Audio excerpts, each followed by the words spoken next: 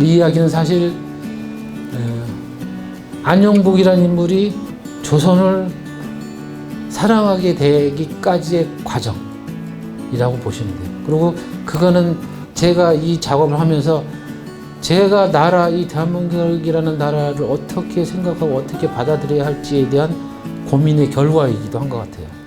조선에서 일본까지 가는 그 백길은 지금과는 달라가지고 목숨을 담보로 걸고 그 배를 타고 건너가야 하는 상황이었다고 하더라고요. 그 목숨을 담보로 내걸고 그 다음에 그 일본에 가서 자기가 소송을 한다는 그것 자체가 이미 거기 가서 나몰라라 일본의 입장에서는 뭐 그를 해할 수도 있는 거거든요.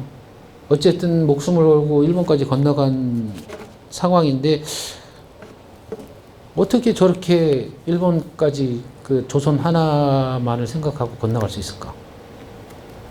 거기에 대한 이야기의 결과물입니다, 이 책은. 나라를 사랑하라는 게 아니라 그냥 나와 이 나라의 존재, 나와 이 나라의 관계는 무엇인가에 대해서 한 번 정도 고민할 수 있는, 그러니까 이게 배경은 조선시대지만 지금 현재에서 한 번 정도 고민할 수 있는 그런 이야기였으면 좋겠다라는 것이 이 소설의 결정체인 것 같습니다. 울릉도와 독도라는 게 그냥 피상 쪽으로만 알고 있었지, 피부로 이 지역이 나한테 어떤 의미이고, 그 다음에 우리에게 어떤 의미인지 잘 그냥 깊이 있게 인식하지는 못했었어요. 근데 이제 이 책을 작업을 하면서 다른 사람들보다 보다 많이 좀 맞는 건 알지만 명확하게 인식하게 됐고, 조선은 신분의 차이가 분명했던 시대이기도 하고, 그리고 그 안영복이라는 인물이 그 부산에 있는 초량 외관이라는 데서 어쨌든 상인으로서 일을 하게 되는데, 그 상인이라는 직함을 갖기 그 이전에 안영복이라는 인물이 가졌던 직업은 능로근이라고 해서 배 젓는 사람이에요. 배 젓는 사람은 우리가 일반적으로 알고 우리가 일반적으로 본 어떤 영상이나 그런 걸 통해서 봤을 때라도 보면 배에 그 노를 젓는 사람들은 그 배 안에서 최하층 계급을 가지고 있는 어떤 인물들인 거죠. 그 외국 영화에서 보면은 배 젓는 사람들은 대부분 노예들이 배를 젓고, 그러니까 최하층 계급에 있었던 인물로 보시면 되는 거예요, 객관적으로.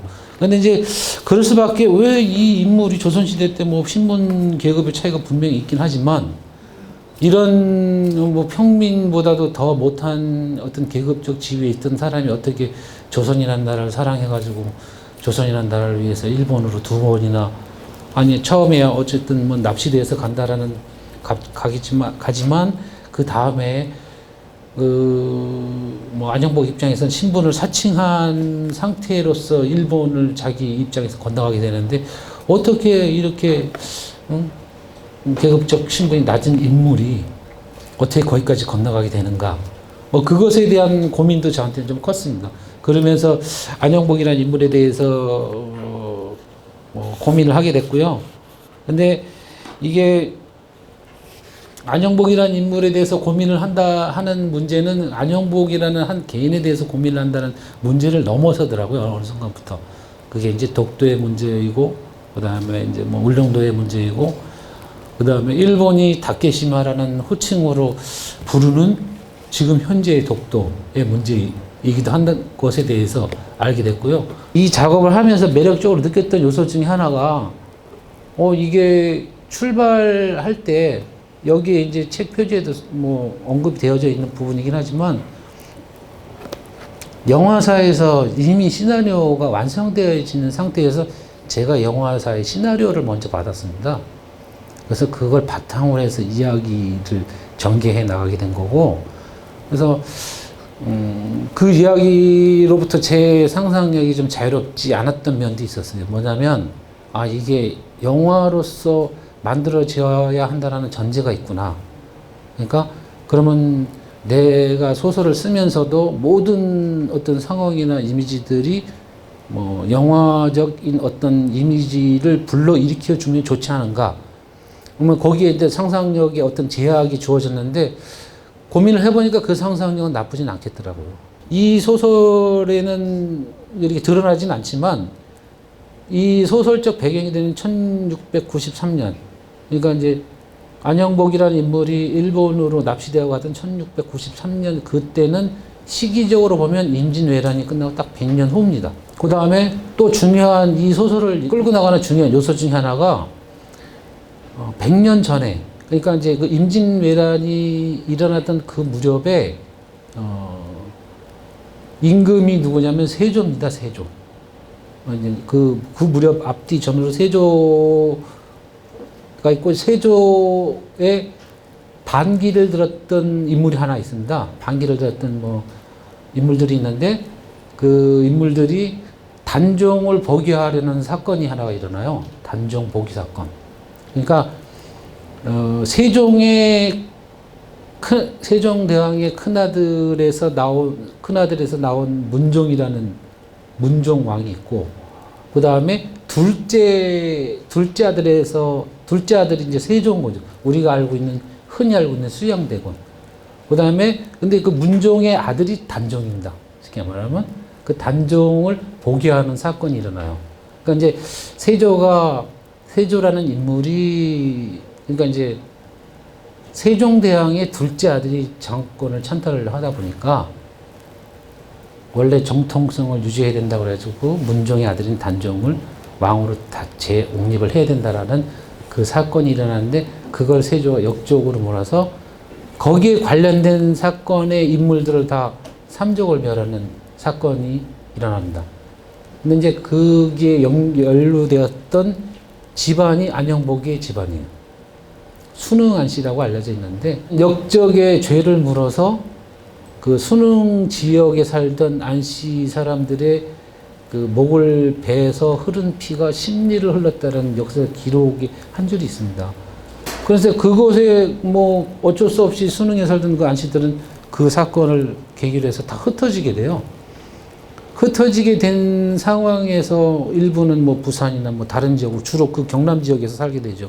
안영복 집안의 사람들도 결국에는 그 부산 지역에 가서, 정확하게는 기장이라는 동네인데 그 지역에 가서 이제 조용히 숨지기고 살게 되는 거죠. 그래서 이 소설 속에 보면 나오는 내용들 중에 어머니는 안영복이라는 인물이 출중하게 가지고 있었던 어떤 여러 가지 요소들이 대외적으로 드러나지 않기를 바라는 지점들이 나옵니다. 그게 이제 그런 역사적인 어떤 사건의 배경에 깔려져 있다라는 것.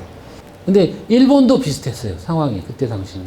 일본은 임진왜란을 일으켰던 인물이 도요토미 히데요시라는 인물인데, 그 도요토미 히데요시가 죽고, 도요토미 히데요시 아들이 있는데, 아들과 그 다음에 그때 당시에 쇼군 이후로, 그러니까 이제 실질적인 권력을 잡고 있던, 쉽게 말하면 총리 같은 인물로서 도쿠가와 이에야스라는 인물이 있는데, 도쿠가와 이에야스와 도요토미 히데요시 아들하고 그 권력 다툼이 있는 상황이에요. 그래서 그때 당시까지는 일본이 임진왜란이 끝날 무렵에 일본의 수도는 교토였습니다. 교토. 근데 도쿠가와 이에야스가 쇼군으로 그 주변의 무인들로부터 칭송을 받았지만 그 사람한테 반대했던 세력도 굉장히 많이 있었어요.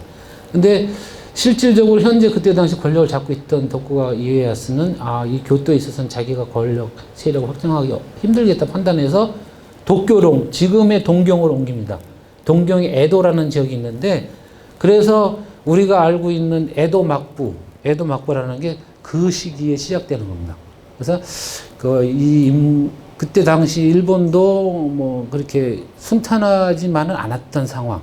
그때 당시부터 어쨌든 무역의 중요성을 각 나라들이 다 가지고 있었는데, 우리나라는, 조선은 두 가지 무역을 같이 병행을 했었는데, 하나는 공무역이 있었고, 하나는 밀무역이 있었습니다. 밀무역이 사무역이라고 표현할 수도 있는데, 공무역의 창고로 부산에 있는 초량 지역을 일본하고 대외적으로 무역할 수 있는 창고로 만들어 놨었는데, 그 밀무역, 일종의 사무역은 일본에서 사무역을 담당했던 사람들은 우리가 흔히 알고 있는 왜구들이었습니다. 그 왜구들에 의해서 이제 밀무역, 사무역이 그 관련이 되어서 있었는데, 근데 뭐 민족적 특성일 수도 있고 아니면 그들의 일부의 어떤 그 특성일 수도 있긴 하겠지만, 그들은 밀무역을 하면서 정부에서 일본 정부와 조선 정부에서 허락하지 않는 무역을 하면서 부를 축적하는 과정에서 양민들을 해치는 상황이 많이 발생해요. 근데 그 일본 왜구들이 양민들을 해치는 게 우리 조선뿐만 그랬던 게 아니고 중국도 그로부터 피해를 많이 받아서, 당시에 중국은 명나라였는데 명나라에서 일본에 요청을 해요. 그 왜구들을 좀 관리를 해라. 근데 일본에서 관리를 한다고 해서 그게 되는 게 아니에요. 이 왜구들은 마치 유목민처럼 이섬 저섬 떠돌아다니면서 근거지를 바꿔가면서 삶을 살던 어떤, 그러면서 무역을 하고 자기네들 부를 축적하고 그랬던 인물들인데, 그러다 보니까 명나라가 이게 골치 아프니까 한 가지 정책을 냅니다. 그게 공로 정책이라는 건데, 섬을 비우는 거예요. 우리나라 국민들을 다 그냥 대륙으로 데려와서 살기는. 근데 조선도 그렇게 한 거예요. 조선도 이거 왜구들 자꾸 와서 양민들 학살하고 그러니까 거의 군사를 보내기도 어렵고 아예 섬을 비우자. 그래서 울릉도와 독도도 섬을 비웁니다. 사람들을 빼가지고 내려가서 살아라. 근데 그 자리를 왜구들이 들어와서 이제 자기들 나름대로 이제 뭐 고기도 잡고 강치도 잡고 그랬던 거죠. 굉장한 황금 어장이다 보니까 우리나라 조선 사람들도 가서 은밀하게 가서 뭐 아무튼 어업 활동을 하고 그랬었죠. 근데 조선에는 정책으로 정하면서 공도정책, 거기에 이제 울릉도와 독도 인근에 우리나라 어부들이 갈 수 없는 도회 금지령이라는 걸 조선에서 이미 내렸습니다. 도회 금지령을 내렸기 때문에 거기 가서 어업을 한다는 거는 쉽게 말하면 국법을 어기는 거예요. 국법을. 그래서 국법을 어기는 행위를, 국법을 어겨서라도 갈 수밖에 없었던 거는 그 시절에도 굉장히 먹고 살기 힘들었으니까. 안영봉이라는 인물이 초량외관에서 상인으로 활동을 하게 되는데 굉장히 똑똑하셨던 분인 것 같아요. 그러니까 일본 사람들보다 더 일본을 잘할 수 있는 인물로 역사적으로는 알려져 있습니다. 뭐 실제로 그랬을 것 같아요. 뭐 일본으로 소송을 하러 가겠다라는 결심을 할 수 있을 정도면, 내가 언어를 모르면 사실 그 나라에 소송하러 가겠다는 생각을 못 했을 것 같아요. 근데 아무튼 굉장히 똑똑했던 분이었던 것 같고, 그 분이 그 초량외관에서 상인으로 활동했다라는 얘기는 뭐냐면, 초량외관에서 주로 다뤘던 무역 물건이 있습니다. 무역 상품이 있는데, 조선은 주로 사물 거래를 했어요. 초량을 통해서. 근데 우리가 알고 있는 뭐 인삼이 아니고, 그 당시의 삼은 그 오리지널 산삼이, 산에서 캔 산삼. 그거를 안영복이라는 인물이, 여기는 자세히 안 나와 있지만 영화 시나리오에는 나와 있습니다. 1년 동안 전국을 돌아서 신만이들한테 산삼을 사서 그걸 가지고 초량에 와서 초량에서 그거를 일본에 수출하는 거예요. 근데 주로 삼을 관리를 했었던 것 같아요. 근데 이게 이 삼이 워낙 귀하다 보니까 그때 당시에도 이미 이 삼을 인공적으로 재배하기 위한 노력들을 몇 가지를 했었던 것 같아요. 그래서 그 삼씨를 내리기 위한 그 몇 가지 개인적으로 은밀하게 삼씨를 내리려고 노력을 했었던 어떤 작업들이 있었고, 근데 조선에서 굉장히 엄하게 금했던 요소 중 하나가 삼씨의 유출, 일본으로 유출. 그거는 발각되면 바로 극형에 처한다는 그 법 조항이 또 따로 있었습니다. 삼씨가 누출이 안 되게 굉장히 중요한 무역품이었기 때문에, 아무튼 그런 시대적인 상황이었던 겁니다. 그리고 이 안영복이라는 인물이 여기까지 울릉도에 가서 울릉도에서 납치를 당하는데 왜 울릉도를 가냐라는 문제에 대한 고민이 생겼던 거예요. 이 소설은 그 일기처럼 쓰여져 있는 형식을 띠고 있어요. 몇 년도, 몇 월, 며칠, 몇 년도, 몇 월, 며칠 이렇게 형식으로 띠고 있는데 그런 형식을 취한 이유는 이게 대단한 어떤 영웅의 이야기가 아니라 우리 일반적인 평민들의, 그러니까 일반적인 백성들의 이야기라는 거를 어떤 방식으로 전달을 해야 가장 효과적으로 조선을 사랑한 일반적 백성의 이야기로서의 효과를 보여줄 수 있을까에 대한 고민을 하게 됐죠. 그래서 그러면은 그냥 일기 형식을 취하면 어떨까? 그래서 그렇다고 이순신의 난중일기처럼 유명한 장군의 일기여서는 안 되는 거 되고. 그래서 이제 아무튼 그 고민 때문에 일기의 형식 같은, 일지의 형식 같은 형식을 취하게 됐고요. 그 다음에 그 일지 형식을 일지 형식을 쓰게 되는 이 안영복이라는 인물이 일본으로 납치되던 그 해의 나이가 몇 살인지는 잘 모르실 건데, 이 책으로서는. 근데 41살입니다. 우리 지금 현재 나이로 41살에 납치를 당합니다. 근데 41살의 나이에, 그게 또 저한테는 고민이 되더라고요. 조선시대에 41살이면 이미 뭐 손자가 있어도 별로 이상하지 않을 법한 나이거든요. 41살에. 뭐 빨리 장가가면 19, 18에 장가가고 아이 낳고 자기의 자손이 또 다시 뭐 빨리 결혼하고 그러면은 손자나 손녀가 빨리 나온다면 충분히 나올 법한 나이인데, 이 41살의 나이임에도 불구하고 부인이 없어요. 아이도 없고. 역사적 기록으로 존재하지 않습니다. 그러니까 그게 역사적 기록으로 존재하지 않아서 없는 건지, 아니면 실제로 안영복이가 장가를 못 가서 없는 건지. 근데 저는 후자인 것 같아요. 그래서 이제 제가 이제 소설을 설정하면서 후자로 설정을 한 이유 중에 하나가, 역적의 집안의 장손이 장가를 가봐야, 사실은 지금은 소설 설정상 안영복이라는 인물이 뭐 평민적 수준으로 계급을 획득한 것처럼 묘사가 되어져 있지만, 역사적으로 어땠을지는 잘 모르죠. 우리는 잘 모르는데, 역적계 집안의 어쨌든 장남이다 그러면 그 노비 이상의 그 대접을 받을 수가 없었던 시절이었습니다, 조선이. 그럼 내 자식을 낳아봐야 그것도 같은 노비거든요. 그래서 그런 것들에 대한 고민으로 이 안영복이라는 인물이 결혼을 하지 않았던 건 아닐까라는 그냥 추론을 해봤던 거죠.